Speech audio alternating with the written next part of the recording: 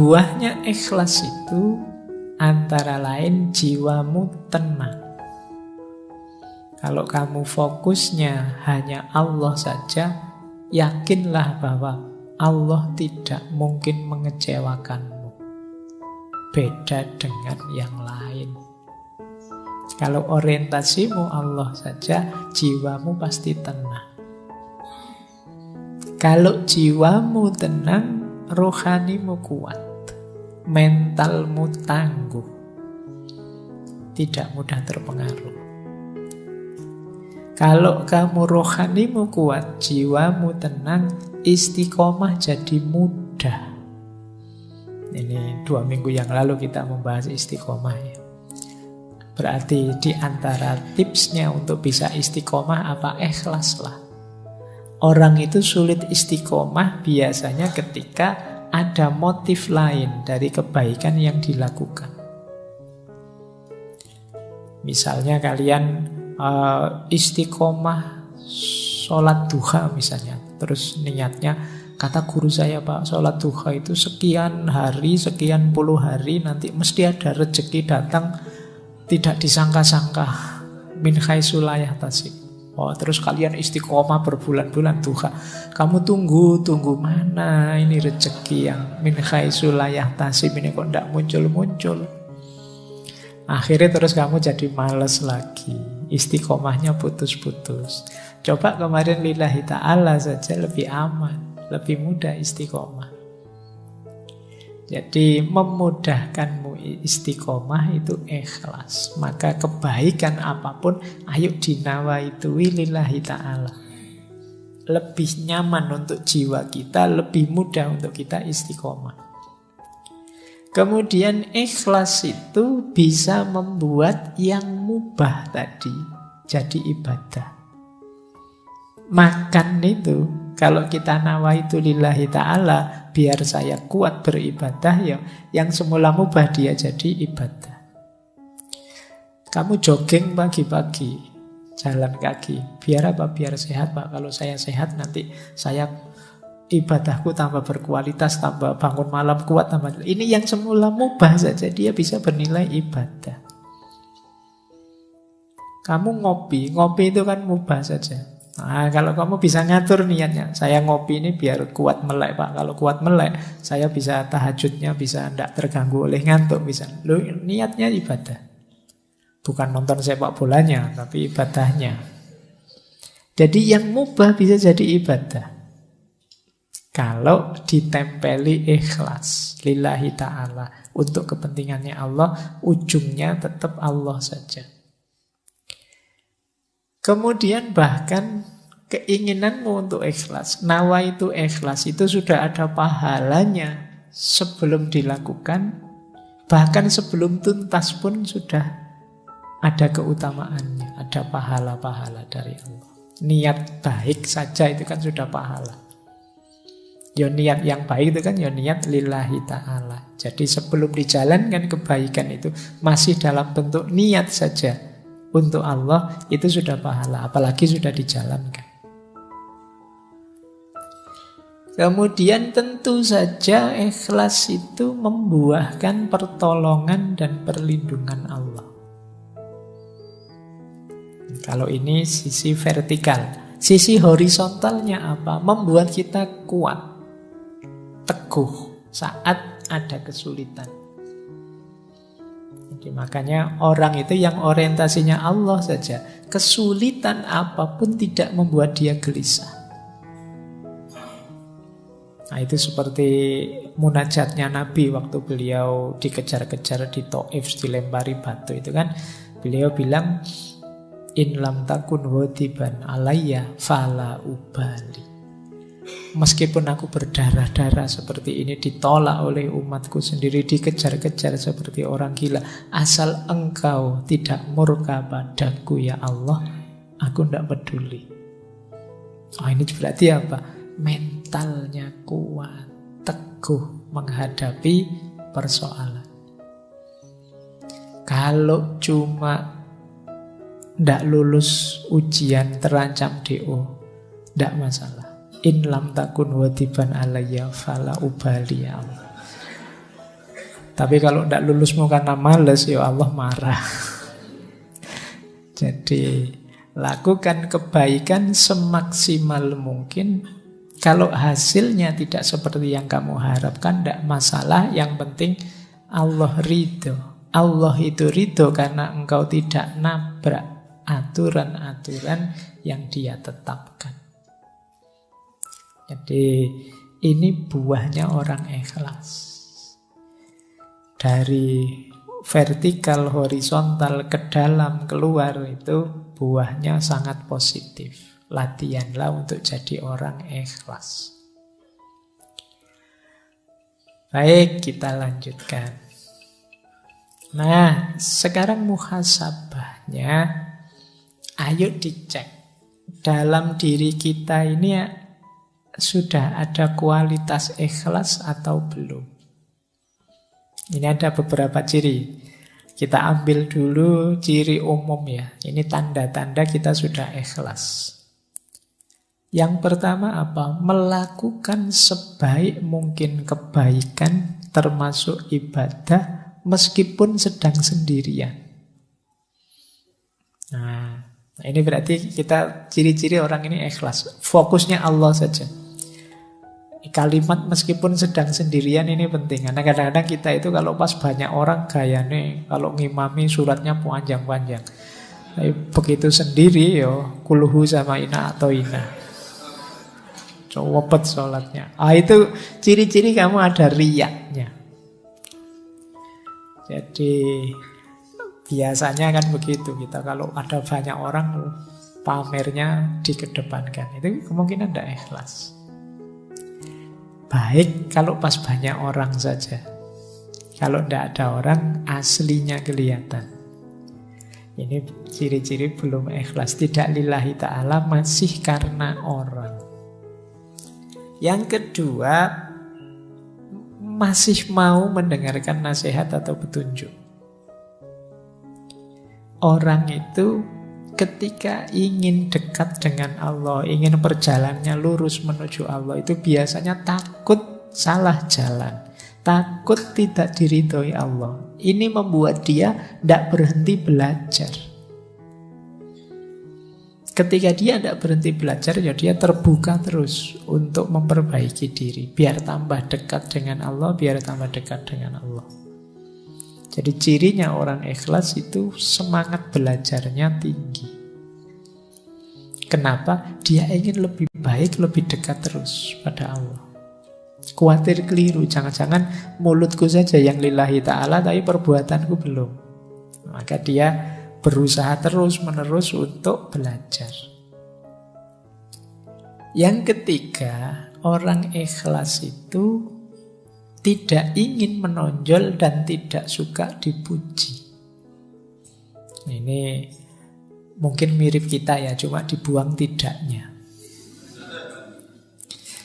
Kita kan ingin selalu menonjol, ingin selalu unggul. Kalau dicueki kita marah-marah. Jadi kalau ada yang muji senang. Nah, ini kemungkinan ya kebaikan yang kita lakukan karena orang. Kan sekarang kita melakukan apapun kan kita posting itu kan, kita foto, kita posting biar orang tahu. Itu kalau tidak ada yang jempoli, tidak ada yang muji, tidak ada yang kita mungkin sedih sekarang. Wah, sudah posting 1 hari lebih loh ya, ini kok yang jempoli cuma 2 misalnya. Ya. 2 itu pun ya cuma teman satu kamar. Nah kita sering begitu, kamu gelisah melakukan, kamu nunggu dipuji orang. Padahal cuma satu kamarnya 3, berarti yang satu nggak jempoli juga. Nah kita ingin, hari ini kan peradaban hari ini tuh peradaban yang sering saya sebut istilahnya FOMO itu kan, fear of missing out. Kita khawatir hilang, ingin kelihatan terus, ingin menonjol terus. Melakukan kebaikan kalau tidak diposting kan kita rasanya ada yang kurang. Kadang-kadang sholat saja kan kita posting, berangkat ke masjid nih, terus nanti di depan sana. Nah, ya kan, terus duduk paling depan nih misalnya, terus wah terus gitu. Kadang-kadang sholatnya pun kamu taruh HP-mu di syuting. Ngaji juga begitu kamu. Ingin selalu kelihatan. Nah, baik, orang ikhlas itu tidak ingin menonjol, tidak suka dipuji. Bahwa orang muji monggo saja, itu bukan yang saya kejar. Bahwa saya kok kelihatan unggul, kelihatan menonjol di antara yang lain, tidak masalah. Tapi itu bukan target. Kemudian selalu muhasabah. Tidak merasa sudah paling benar, sudah paling ikhlas, sudah paling nomor satu. Dan yang terakhir, lebih suka beramal diam-diam. Secara rahasia. Nah, tidak suka pamer itu. Ini memang agak kebalikan peradaban hari ini. Peradaban hari ini itu orang selalu ingin kelihatan. Mungkin juga mental kita itu, kalau kita kan sering kalau ada apa-apa, tidak ada fotonya hoax, tidak ada videonya hoax. Jadi akhirnya bawah sadar kita itu melakukan apapun ada fotonya, ada videonya. Jadi mungkin peradaban hari ini tuh bisa kita sebut peradaban riya. Pamer terus apa-apa ingin dipamerkan. Ini agak hati-hati ya, ini untuk jiwa kita agak masalah orang yang selalu ingin pamer. Kata Syekh Zunun Al-Misri lebih tegas lagi. Kata beliau, orang ikhlas itu adalah orang ketika dipuji atau dicela dia tidak akan terpengaruh. Pujian dan celaan itu dianggap sama. Kalau dia yakin ini kebaikan, dipuji orang atau dicela orang, dia tetap melakukannya. Ada yang ngasih jempol atau tidak, saya yakin ini baik, ya saya jalan. Ini orang ikhlas. Yang kedua, lupa kalau sudah melakukan kebaikan. Ini berarti orangnya ikhlas. Misalnya sudah memberi utang teman bulan yang lalu, itu mungkin 10 tahun lagi masih diingat. Wah, kamu dulu zaman kuliah kalau bukan. Jadi dieling-eling terus. Temannya hutang 20.000 saja. Ini kamu dulu itu 20.000 belum kamu bayar loh sampai sekarang. Baik, ya berarti memang ya tidak salah, cuma belum ikhlas. Jadi, ikhlas itu biasanya tidak dianggap lagi. Sudah melakukan kebaikan, ya sudah saatnya kebaikan selanjutnya. Jadi tidak hanya mengagumi kebaikan yang lama, tapi selalu memproduksi kebaikan yang baru. Cirinya orang ikhlas. Terus yang ketiga, lupa hak-hak dari amal solehnya. Jadi tidak mikir reward. Wah, sampean melakukan ini itu harusnya dapat pahala sekian loh harusnya. Ya tidak apa-apa lah, monggo terserah Allah saja urusan besarnya balasan pahala. Tidak berpikir ke sana sudah. Menurut saya ini baik ya sudah. Oh, sampean rajin ke masjid loh. Wah, berarti setiap sholat pahalanya 27 derajat. Ya alhamdulillah monggo, tapi fokusnya tidak ke situ. Jamaah itu baik, dianjurkan, ya saya ikut jamaah ke masjid. Pahalanya dilipat gandakan berapapun, atau jangan-jangan sekarang sudah tidak 27 lagi karena kursnya mungkin berubah. Itu serahkan saja pada Allah kalau tentang itu. Jangan-jangan kamu protes, zaman dulu 27 sekarang masih 27 juga ya harusnya. Monggo lah, pokoknya kamu jamaah saja lah sudah. Tidak usah terlalu dipikir hak balasan dan lain sebagainya. Nah, ini ciri-ciri ikhlas kalau menurut Syekh Zunun Al-Misri. Baik, kita lanjutkan. Ada tips dari Syekh Ibnu Athaillah As-Sakandari. Karena tadi ada hubungannya dengan riya, Syekh Ibnu Athaillah menyarankan strategi uzlah. Namanya khumul. Khumul itu menyembunyikan diri, mengubur diri, itu khumul. Makanya mungkin ini istilah ini diserap oleh bahasa Jawa jadi kemul. Kemul itu selimut. Kalau kita pakai selimut kan tidak kelihatan. Kata saya Ibnu Athaillah, itfan wujudaka fi ardil khumuli fama nabata mimma lam yudfan lam yatimmu nata ijuhu. Sembunyikan wujudmu pada tanah yang tidak dikenal. Sebab sesuatu yang tumbuh dari biji yang tidak ditanam tak akan berbuah sempurna. Kalau kesusu ingin tampil, kesusu ingin kelihatan, ya kita tidak akan tumbuh. Untuk bisa tumbuh, kita harus masuk dulu tidak kelihatan. Nah, ikhlas juga begitu. Ayo kita latihan ikhlas dulu, jangan kesusu pamer dulu. Jangan kesusu ingin dikenal, ingin tampil, ingin terkenal dulu. Ayo menyempurnakan diri dulu. Ayo melatih diri dulu sampai di level ikhlas yang kita tidak lagi punya pamrih duniawi, target-target yang tidak penting selain Allah. Kalau sudah mampu ikhlas, saatnya kita kelihatan. Pasti akan kelihatan. Maka strateginya menurut saya Ibnu Athaillah khumul. Jangan kesusu pamer, fokus saja pada perbaikan diri sampai ke level ikhlas. Jadi strategi pertama ini. Strategi kedua, di sini kita baru ketemu mahabbah. Untuk bisa ikhlas, hubungan kita dengan Allah, ayo kita tingkatkan ke level mahabbah. Tidak sekedar level formalitas, kewajiban, apalagi keterpaksaan. Kenapa kalau di level mahabbah lebih mudah ikhlas?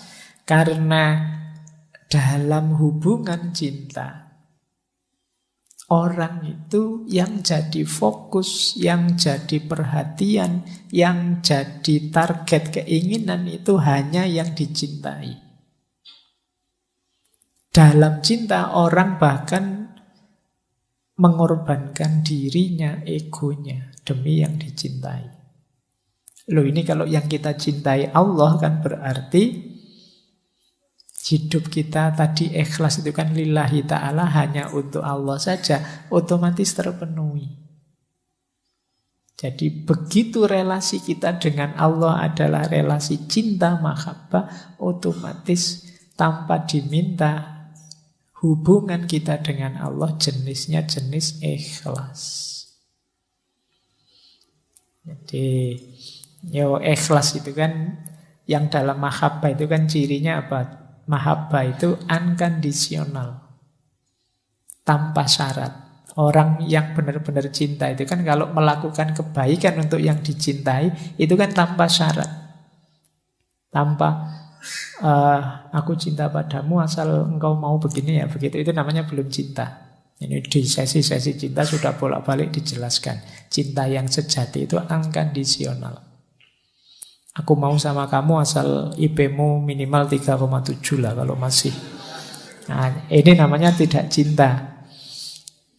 Aku mau asal gajimu sekian, ini namanya kondisional. Kalau cinta itu unconditional. Jadi sama Allah juga begitu. Tidak pakai tawar-menawar. Kenapa kok kamu serius sekali ibadah? Biar Allah itu memberi anugerah, saya bisa kaya raya, saya punya banyak karomah, bisa jalan di atas air, atau saya punya apa. Tidak itu. Tujuanku Allah saja. Jadi fokusnya hanya Allah saja, orientasinya hanya ridhonya Allah saja. Kayak kalian yang sedang jatuh cinta, itu kan ketika membahagiakan yang kamu cintai, itu kan senangnya luar biasa. Ya tidak harus pacarmu, orang tuamu pun yang sangat kamu cintai, kalau kamu bisa membahagiakan mereka, itu kan senangnya luar biasa. Maka cintailah Allah, otomatis hubunganmu dengan Allah berubah jadi hubungan ikhlas tadi, hubungan yang bersih, jernih, tidak ada yang lain selain Allah saja. Nah, ini strategi kedua. Yang pertama tadi humul, yang kedua mahabbah.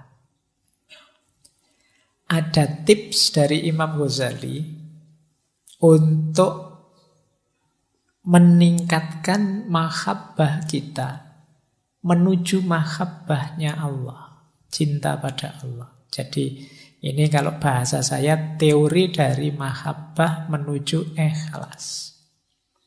Kata Imam Ghazali, ayo difikir pelan-pelan ya. Orang itu sebenarnya secara alamiah itu harusnya mencintai Allah. Nah ini rutenya ini. Yang pertama apa? Orang itu biasanya muhibbun li nafsihi. Cinta pada dirinya. Ini yang disebut ego tadi. Jadi ingin menyenangkan dirinya itu muhib li nafsihi. Orang ini karena ingin menyenangkan dirinya muhibbun li nafsihi, pada akhirnya muhibbun lil muhsin alladzi ahsana ilaihi. Dia juga sebagai efeknya apa? Cinta pada orang yang berbuat baik kepadanya. Orang yang menyenangkan dia, membahagiakan dia. Nah, ini secara natural begitu. Orang itu secara alami cinta pada dirinya, berarti sebenarnya dia juga cinta pada orang lain yang membahagiakan dirinya. Nah, itu muhsin alladzi ahsana ilaihi. Berarti apa? Sebenarnya kita itu punya fitrah al-muhib lil muhsin. Kita itu sebenarnya cinta pada orang baik. Jadi karena orang baiklah yang punya kemungkinan berbuat baik padaku. Siapapun itu orang baiknya.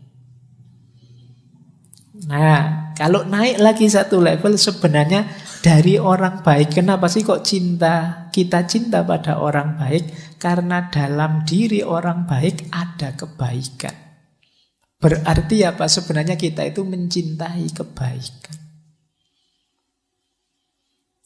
Kalau kita mencintai kebaikan, kalau kita berpikir lagi lebih dalam, sebenarnya ada Sang Maha Baik, yaitu Allah. Jadi semua tadi pada ujungnya, kalau kita mau merenung agak dalam, sebenarnya cinta kita itu harusnya sudah tumbuh pada Allah. Hanya saja selama ini kita tidak pernah merenung sedalam itu. Nah, ini nanti bagian yang harus kalian ulang. Dengarkan lagi ya, bahwa manusia itu pertama-tama dia pasti ingin membahagiakan dirinya, cinta pada dirinya. Otomatis berarti dia juga akan cinta pada orang yang membahagiakan dirinya, bisa membahagiakan dirinya. Orang baik yang bisa membahagiakan dirinya. Berarti sebenarnya dia juga cinta pada orang baik. Siapapun orang baik, ini punya potensi berbuat baik pada dirinya. Sehingga siapapun orang baik perlu dicintai. Orang baik itu disebut orang baik sebenarnya karena ada kebaikan dalam dirinya. Berarti yang kita cintai sebenarnya adalah kebaikannya. Kalau kita cinta pada kebaikan, jangan lupa ada Sang Maha Baik, yaitu Allah. Jadi puncaknya cinta itu harusnya Allah. Kita mencintai apapun dengan alasan apapun itu kalau ditarik ujungnya pasti Allah. Anda, Bapak, saya tidak cinta kebaikan, yang saya cintai kecantikan, keindahan. Loh, emangnya yang maha cantik, maha indah siapa? Kalau bukan Allah. Tidak kok Pak, saya cinta kegagahan. Kalau cuma indah, cantik, saya tidak terlalu tertarik. Saya suka yang maco-maco, yang tidak terlalu. Iya, yang maha gagah siapa lagi kalau bukan Allah. Jadi cintamu pada apapun, kalau kamu renungi sampai puncak, tetap ujungnya ya ketemu Allah. Jadi sebenarnya tidak ada alasan kalian tidak mencintai Allah. Berarti tidak ada alasan kalian itu melakukan apapun tidak secara ikhlas. Oke, saya lanjutkan. Nah, ini ada pendukung dan penghalang. Saya agak cepat ya waktunya. Ini real time sekarang, kalau direkamannya mungkin belum nyampe 1,5 jam karena kita mulainya agak telat. Nah, pendukungnya ikhlas itu tentu saja ilmu, ini pasti.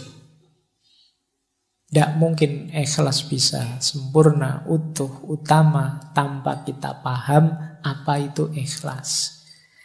Malam ini sedikit-sedikit kita belajar tentang ikhlas, itu paling tidak kan kita sekarang tahu bagaimana cara kita ikhlas. Maka ilmu jadi kunci. Yang kedua sahabat. Ya tentu saja orang-orang sekitar kita mendukung. Kalau sekelilingmu orang-orang toksik semua, yo kamu tidak akan jauh-jauh dari situ. Cari teman yang enak. Jadi yang mendukung pertumbuhan jiwamu menuju keikhlasan. Yang ketiga, mujahadatun nafas, kemampuan memerangi diri, kemampuan mengendalikan diri.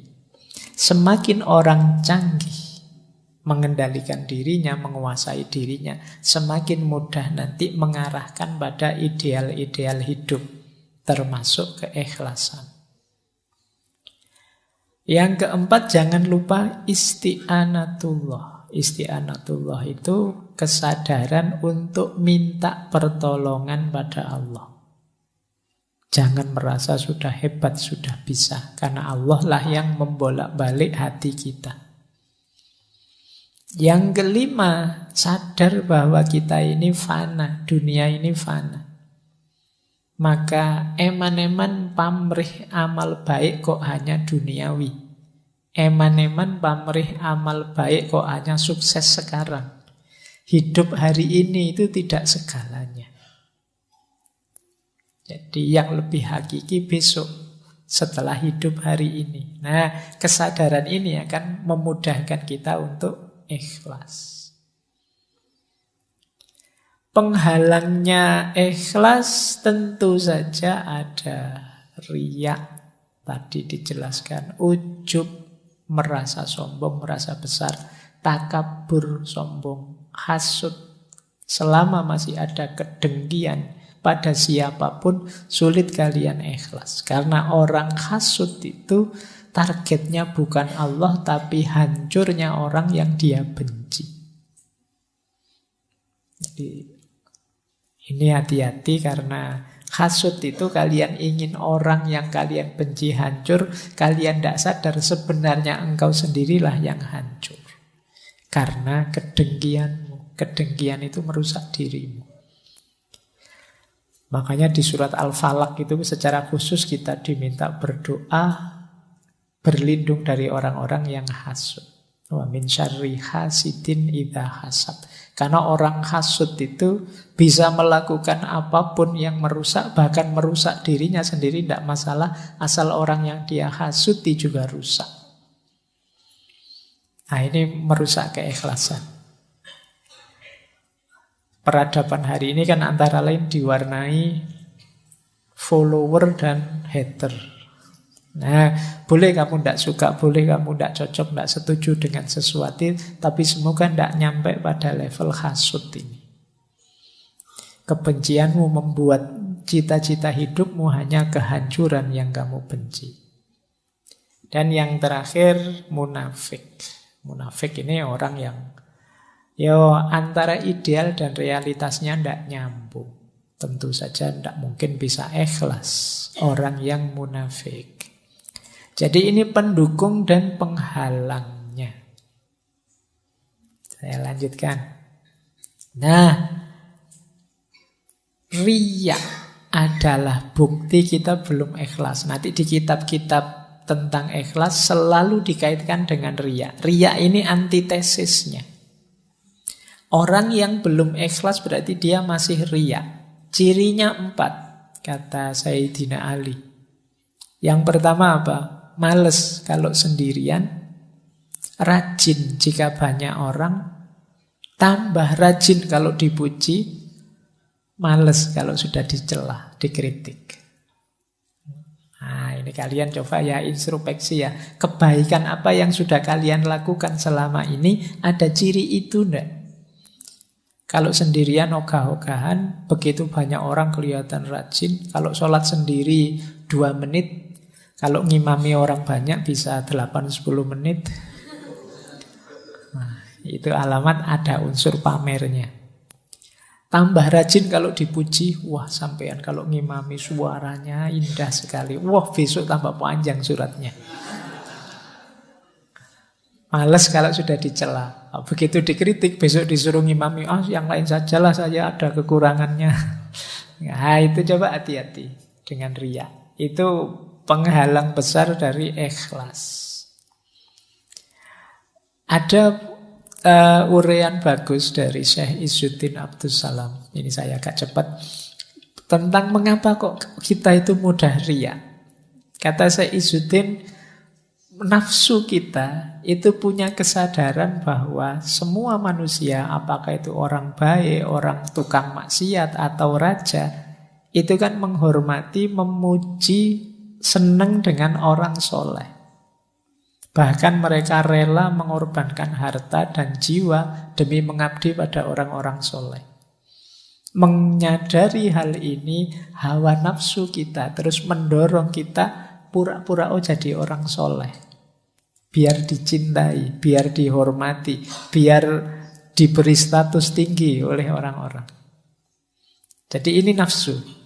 Jadi dengan kata lain, biar perkataan kita didengar, perintah kita dipatuhi, kesalahan kita dimaafkan, kita tidak dimusuhi, kita tidak disakiti. Ayo pura-pura jadi orang soleh. Akhirnya kita tidak ikhlas lagi.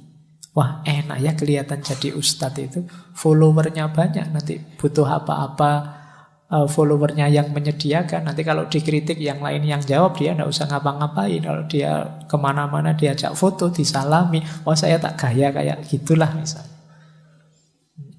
Jadi kita riya itu sebenarnya karena dorongan nafsu. Kita melihat fasilitas, kita melihat status, kita melihat kenikmatan orang-orang soleh. Terus kita ingin niru luarnya saja, biar kita dianggap soleh. Nah ini kata Syekh Izzuddin, sumbernya riya itu. Kenapa sih kalau pas ngimami orang banyak kita terus suratnya panjang, biar kita dianggap orang yang hafalannya banyak, kita dianggap orang yang hafid yang luar biasa dan seterusnya. Nah ya lagi-lagi tetap ikhlas hendak itu dalam batin. Ini untuk kita sendiri ya, jangan dipakai nembak orang. Dan kita itu kan sering kalau dapat gini-gini kita pakai nembak orang lain.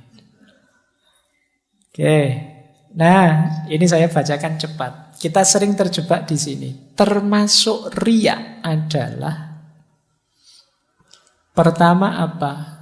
Agar kita tidak dicela orang. Antara lain apa? Ini termasuk riya kata Syekh Izzuddin. Pura-pura di depan karena takut dipandang rendah. Wah, ini saya harus duduk paling depan ini biar dianggap santri yang paling rajin misalnya. Kalau niatnya itu riya. Jadi atau bersedekah karena takut dianggap pelit. Berperilaku seperti orang soleh karena khawatir dianggap orang biasa. Wah saya sotakonya tak beri yang banyak biar dianggap dermawan. Nah ini karena takut dianggap pelit. Termasuk riya, kata Syekh Izzuddin, tidak berani bertanya karena takut dianggap bodoh. Saya mau tanya tapi takutlah nanti dianggap bodoh sama orang kalau balik tanya. Ini sebenarnya termasuk riya. Kamu kan berarti apa? Pura-pura pinter. Padahal yo pingin tanya, wong ndak ngerti, disuruh tanya diam saja. Ini jenis riya juga. Atau kata Syekh Izzuddin, pemuka agama yang dapat pertanyaan sulit tentang satu masalah yang dia tidak tahu. Karena takut dianggap bodoh, terus jawab sak bisanya sesukanya. Ini riya juga. Ya kalau memang tidak tahu, ya jawab saja saya tidak tahu. Jadi, karena kadang-kadang kan beban kan dianggap panutan, dianggap tokoh, itu kan harus bisa menjawab apa saja. Kadang-kadang pertanyaan apapun dijawab. Harus kalau memang tidak tahu, kita bilang tidak tahu. Dulu pernah kita mengkaji wisdomnya Imam Malik itu. Karena Imam Malik itu kan pernah dari sekian puluh pertanyaan yang diajukan dijawab cuma 4. Sisanya beliau jawab ana la adri. Tidak tahu saya. Oh sekarang kalau ada ustadz begitu dianggap ustadz. Wah apa ustadz ditakoni kok tidak tahu terus. Tapi justru yang mulia yang seperti itu. Jangan ngawur kalau memang tidak tahu bilang tidak tahu. Atau karena takut dianggap ilmunya sedikit terus ngarang-ngarang kalau ngomong. Sudah meriwayatkan nulis kitab apa. Ngerti temennya malas baca buku. Oh saya sudah baca buku ini. Padahal ya nggak pernah. Nah ini juga termasuk riya. Berarti kamu nutup-nutupi fakta bahwa kamu malas membaca. Atau ingin cari keuntungan.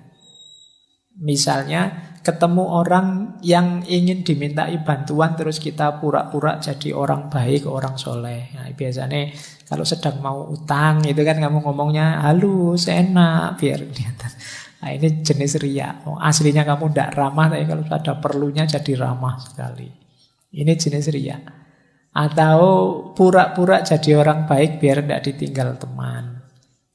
Pura-pura soleh biar temannya tidak pergi. Berlagak pandai dan amanah supaya dipercaya. Ini termasuk riya. Nah, termasuk riya juga kata Syekh Izzuddin meninggalkan ibadah karena takut riya. Ada ndak di sini misalnya pas nginep di kamar kosnya teman. Biasanya sholat tahajud, tapi begitu di kamar kosnya teman mau sholat tahajud, Anda enak nanti dianggap pamer biasa tahajud. Nah, kata Syekh Izzuddin justru itu jenisnya riya. Meninggalkan ibadah karena takut riya.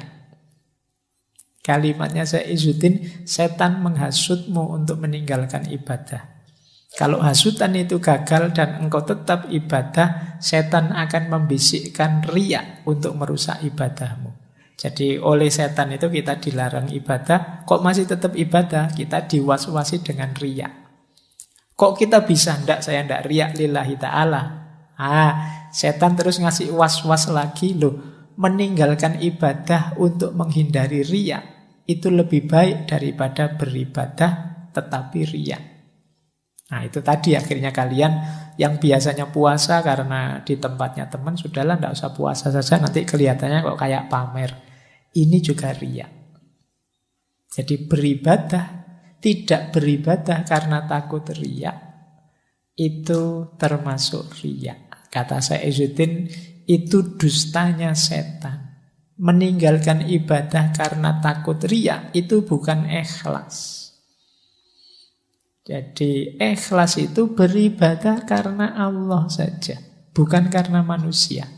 Meninggalkan ibadah karena takut dilihat orang, itu berarti tidak karena Allah lagi, tapi karena manusia.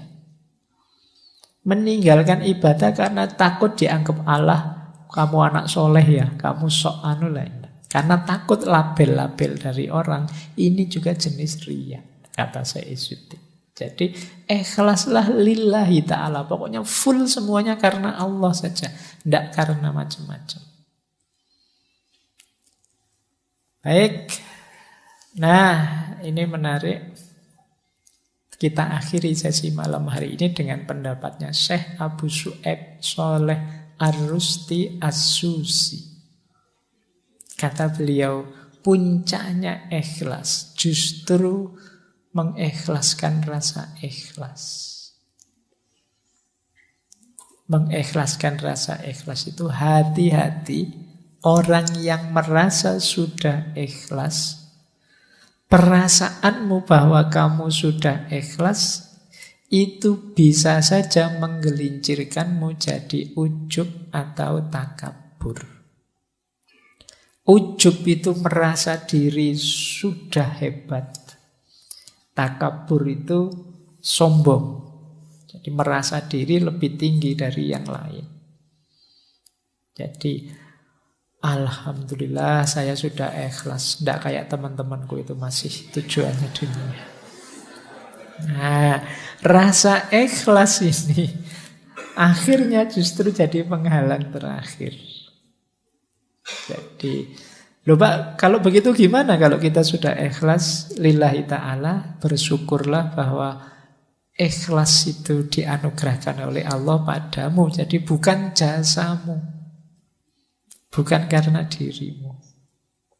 Jadi puncaknya ikhlas adalah mengikhlaskan rasa ikhlas itu sendiri. Karena kalau tidak, ikhlas dan rasa ikhlas ini bisa menggelincirkanmu pada sifat ujub dan sifat takabur. Baik, saya kira itu ya materi tentang keikhlasan malam hari ini. Jadi rumusnya yang terakhir, ma la yudroku kulluhu la yudroku kulluhu.